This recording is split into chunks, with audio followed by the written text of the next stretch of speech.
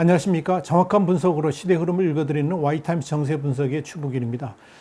중국이 심상치 않게 돌아가고 있습니다. 아마도 시진핑 주석의 유상에 큰 변화가 생기지 않나 싶습니다. 15일 날 미국 시간인데 한국 시간으로 16일이죠. 이 16일 날 열기로 했던 미국과 중국의 고위급 무역회담이 중국의 요청으로 무기 연기됐습니다. 지난 2월 15일 날 발효된 1단계 미중 무역협정이 6개월을 맞아서 8월 15일 중간점검을 겸한 고위급 회의를 열기로 예정되어 있었는데요. 중국이 돌연 이 메이다이어 회의를 이유로 해가지고 연기하자고 요청을 했다는 겁니다. 언제 다시 열릴지 날짜도 잡질 않았습니다.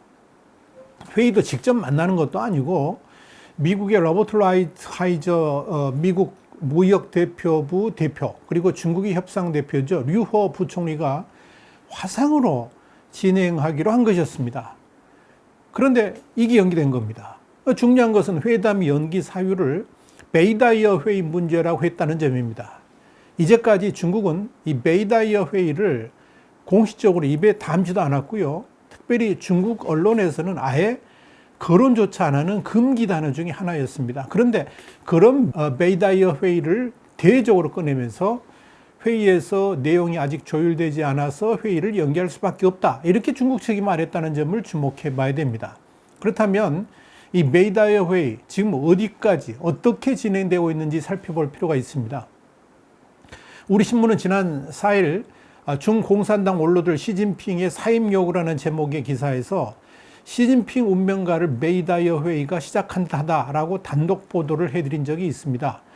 우리 와이타임스 8월 4일자 기사 그리고 동영상은 우리 유튜브 동영상은 498회에 보면 자세히 나와 있습니다. 또 지난 10일에는 긴박한 중국 메이다이어 회의 연장 강행이라는 두 번째 단독 기사를 통해서 이 시진핑이 사임을 거부하면서 당 원로들에게 타협안을 내놨고 시진핑의 책사였던 왕우닝을 문책하고 대미국 유화 정책안을 제시한 듯하다라고 보도한 바 있습니다. 이 역시 우리 유튜브 동영상의 503회를 보시면 자세히 보실 수 있을 겁니다. 이 기사들을 통해서 올해의 메이다이어 회의가 중국의 시진핑 정권에게 어떤 의미가 있고 또 중국의 역사를 바꿀 수 있는 전환점이 될 수 있다라고 분석해 드린 바 있습니다. 시진핑 주석은 이번 2020년 8월에 메이다이어 회의를 열고 싶지 않았지만 이 당 원로들이 시 주석의 회의만을 논의하기로 해가지고 어쩔 수 없이 참석을 한 거고요. 또 사전 정지 작업을 통해서 일주일 안에 끝내려고 했습니다만은 이마저도 여의치 않았습니다. 그래서 지금 2주를 넘어서 3주째 열띤 토론을 하면서 해외의 기간을 계속 연장하고 있는 겁니다. 이런 와중에 터져 나온 미중 무역회담의 무기 연기는 지금 메이다이어 회의가 어떻게 진행되고 있는지 또 어떠한 난관을 겪고 있는지를 보여주는 단서가 됩니다.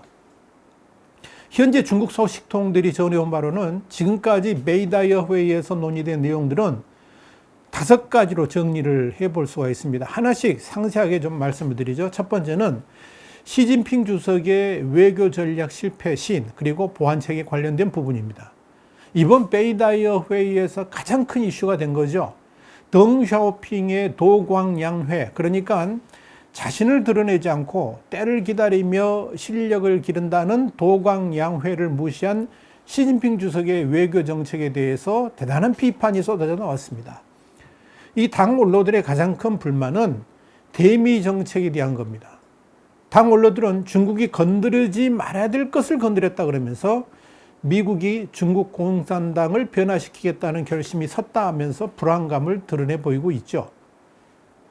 여기에 대해서 시진핑 주석은 일정 부분 잘못을 인정하면서 이 책사인 왕우닝 등의 문책을 통해서 이를 시정하겠다 이렇게 약속한 것으로 전해지고 있습니다. 그러면서 나온 것이 뭐냐면 대미 유화책입니다. 그래서 회의 도중인데도 중국 외교사령탑인 양제스가 지난 7일 날 역사를 존중하고 미래를 향하며 확고히 미중 관계를 지키고 안정화해야 된다는 장문의 글을 통해서 미국의 유화적인 제스처를 보인 것이고요. 왕이 외교부장 역시 지난 5일 날 신화통신하고 인터뷰를 통해서 미국의 대선과 내정에 간섭하지 않겠다라고 약속했습니다. 그러면서 대결 회피라든지 진솔한 대화, 협력 유지 이런 단어로 미중 관계의 방향을 제시를 한 겁니다.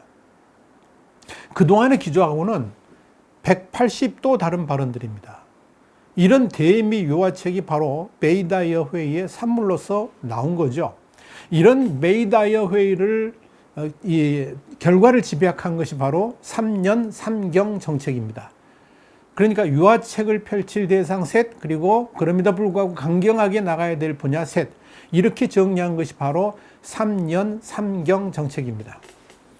우선 미국과 서방에게는 유연하게 대하고 그 다음에 행동 역시 유연하게 한다. 이게 3년 정책입니다. 반면에 국내 정책, 선전 분야, 그리고 홍콩 문제에 대해서는 강경하게 대처하겠다. 이것이 3경입니다. 한마디로 대적으로는 허리를 굽히고 대내적으로는 강압적 통치를 이어가겠다는 구상인 거죠. 그런데 여기에 대한 비판도 강합니다. 홍콩 문제만 해도 그렇습니다. 홍콩 문제를 강경하게 대처한다는 것은 그건 뭐냐면 곧 미국에 의해서 강경하게 대응하는 것이나 다름없는 거죠. 중국 당국이 이런 부분을 놓치고 있다는 것이 대내외의 비판입니다. 그런 잘못된 방향이 세 가지 유연한 대책을 덮고 넘어가 버린다는 지적이 나오고 있는 겁니다. 그러니까 결코 미국이 속아 넘어갈 리가 없다는 지적입니다. 어찌됐건 이 메이다이어 회의에서 시진핑 주석의 대미국 정책을 실패로 봤고요. 즉각 대미 유화 노선으로 변경하는 것으로 정리된 것으로 판단됩니다. 시진핑 주석도 미국과의 관계를 잘 유지함으로 인해 가지고 미중 관계를 정상 궤도에 올려놓겠다라고 약속한 것으로 전해졌습니다. 자, 두 번째 파트는 2035년까지의 계획, 이게 철회가 됐고요. 시진핑 주석의 유상도 조정됐다는 이야기입니다. 메이다이어 회의가 시작되기 전에 시진핑 주석 측이 가장 심혈을 기울였고 또 이 메이다이어 회의에서 최종적으로 추인을 받으려고 했던 게 뭐였냐면 제조 2025, 그러니까 메이드 인 차이나 2025를 넘어서 2035년까지의 중국 발전 계획이었습니다. 이건 2035년까지 시진핑 주석이 장기 집권하겠다는 강력한 의지를 표명한 것이었습니다. 그런데 이번 메이다이어 회의에서 제조 2035 계획은 무산된 것으로 보입니다. 이런 조짐은 중국 관영 신화통신의 보도에서도 그대로 드러납니다. 신화통신은 며칠 전에 중국 국가철로집단공사가 발표한 2035년 철로 강국이라는 비전을 보도를 하면서 과거처럼 시진핑의 이름을 전혀 거론하지 않았습니다. 원래대로라면 이 계획은 2035 계획의 핵심 부분이기 때문에 시진핑 주석이 직접 발표했어야 됩니다. 그런데 2035 철로 강국 계획을 시진핑도 리커창도 아닌 국가철로집단이 직접 발표를 했습니다. 특히 관영 매체인 신화통신의 이런 보도 흐름의 변화는 오는 10월에 오중전에서 확정할 예정이었던 시진핑의 2035 계획을 원로들이 거부한 것이고 따라서 자연스럽게 시진핑 주석의 3연임도 거부했다. 세 번째 연임하는 것도 거부했다는 의미입니다. 이건 시진핑 주석의 위상에 큰 변화가 생기고 있다는 것을 말해줍니다. 그래서인지 이 신화통신은 시진핑 주석에 대해서 보도를 하면서 그동안 관례대로 써왔던 당 핵심이라는 단어를 삭제를 했습니다. 단지 시진핑 주석을 당 서기로만 호칭을 했습니다.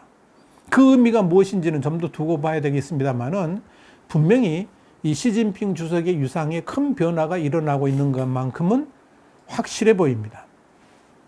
시진핑 주석의 유상 변화를 엿볼 수 있는 또 다른 대목이 있습니다. 지난 12일자 미국 시간인데요. 뉴욕타임스의 보도입니다. 뉴욕타임스는 시진핑 주석과 서열 3위 리잔수 전국 인민대표대회 상무위원장, 서열 4위 왕양 전국인민정치협상회의 주석의 가족들이 홍콩에 최소 5,100만 달러, 그러니까 한 604억 원 이상의 부동산을 소유하고 있다라고 보도를 했습니다. 특히 시진핑 주석의 큰 누나인 차차오차오는 드러난 것만 최소 1,900만 달러, 그러니까 한 225억 원어치의 고급 빌라 등을 가지고 있다라고 보도를 했습니다.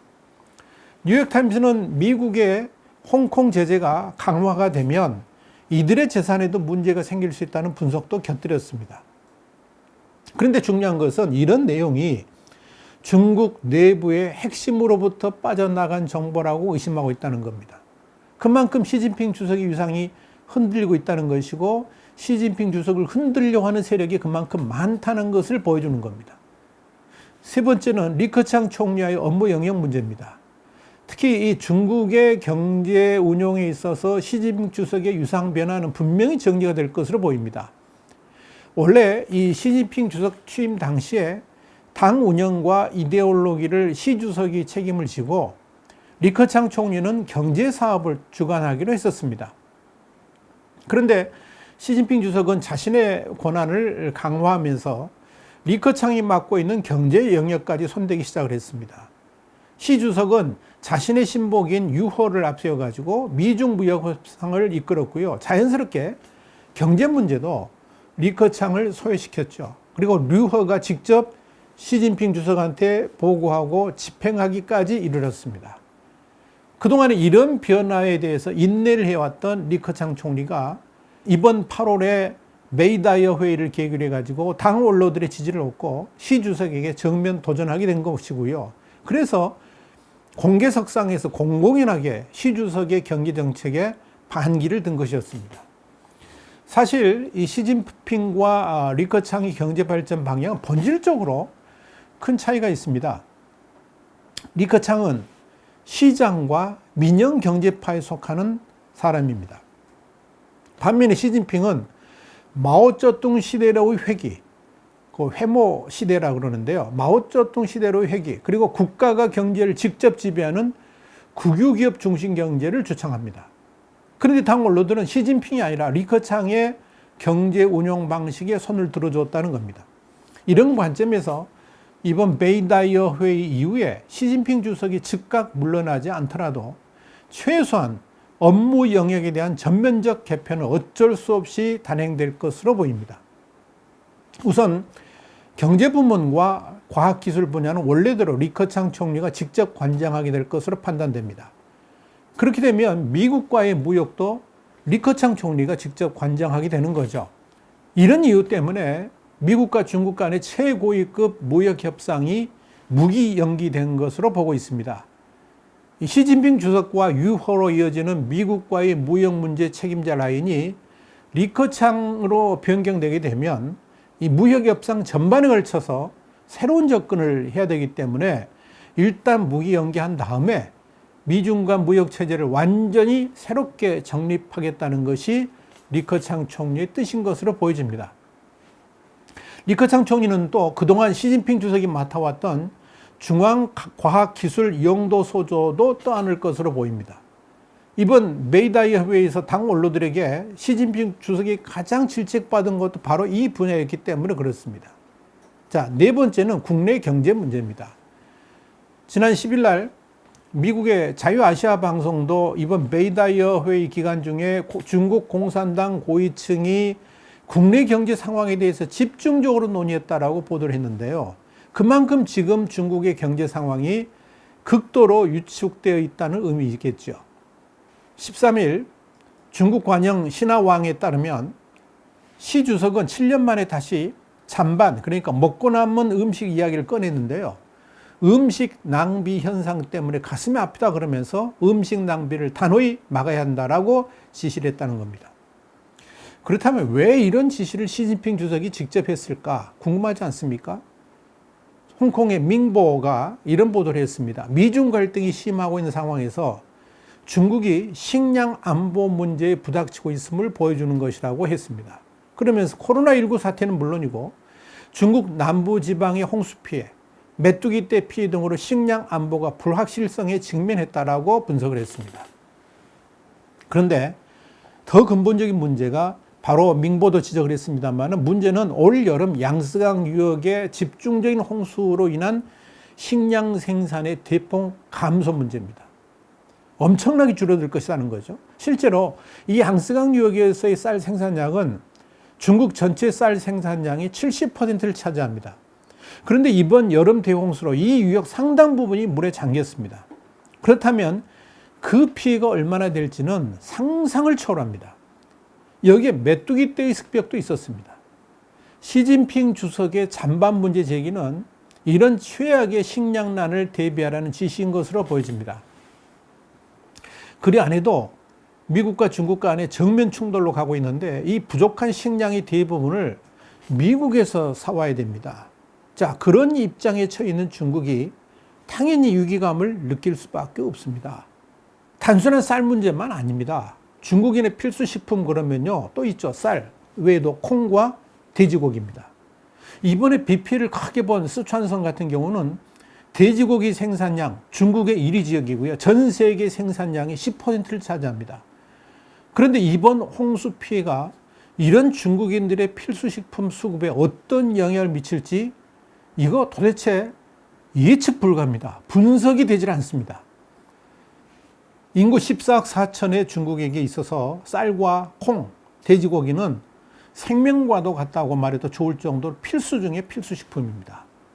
그런데 이런 필수식품의 수급에 문제가 생긴다 그러면 정권이 뒤집어지고도 남을 정도의 위기로 가게 될 겁니다. 시진핑 주석은 바로 이런 우려를 말하고 있는 것이고요. 이번 메이다이어 회의에서 이 부분이 집중적으로 논의되었다는 것입니다. 그래서 미국과의 관계에선 이건 어쩔 수 없이 해야 되고 반드시 해야 될 주제가 되었다 하는 이야기죠. 마지막 5번째는 대만이나 남중국해 문제로 인한 미국과의 충돌 억제 부분입니다. 전운이 감돌고 있는 이 남중국해와 대만 문제에 대해서 강력한 당부가 당 언론들에게서 나온 것으로 전해졌습니다. 요지는 이겁니다. 미국과 절대 충돌하지 말라는 겁니다. 미국과 절대 충돌하지 말라. 이걸 홍콩에서 발행되는 사우스 차이나 모닝 포스트 SCMP죠. 이 SCMP가 12일자에서 이런 보도를 했습니다. 분쟁 수역에서 베이징은 긴장을 고조시키지 않으려 하고 있다 그러면서 모든 군인들에게 절대 발포하지 말라고 지시했다. 이렇게 정리를 했습니다. 그러면서 이 신문은 시진핑 주석이 조종사 및 해군 장교들에게 미국 항공기와 군함과의 자전 대치 속에서 자제할 것을 지시했고 미국 국방장관과의 대화에 동의했다. 이런 소식통을 인용해서 이렇게 보도를 한 겁니다. 여러분, 지금 메이다이어 회의 3주차라고 하고 있는데요. 이제 끝이 보입니다. 2020년 8월의 메이다이어 회의 끝을 향해 가고 있습니다. 결과는 아마도 시진핑 주석에게 별로 좋지 않게 정리될 것으로 보입니다. 다만 그 강도가 어떻게 나타나는가의 마무리만 남아있지 않나 이렇게 판단이 됩니다. 이런 메이다이어 회의가 지금의 미중 관계를 넘어서 동남아시아 정세에 어떻게 영향을 미치게 될지 바로 우리의 주 관심사가 이겁니다. 우리 Y타임즈 계속 추적을 해가면서 단독 보도해드릴 거 약속드립니다. Y타임 정세 분석했습니다. 다음 시간에 다시 뵙겠습니다. 감사합니다.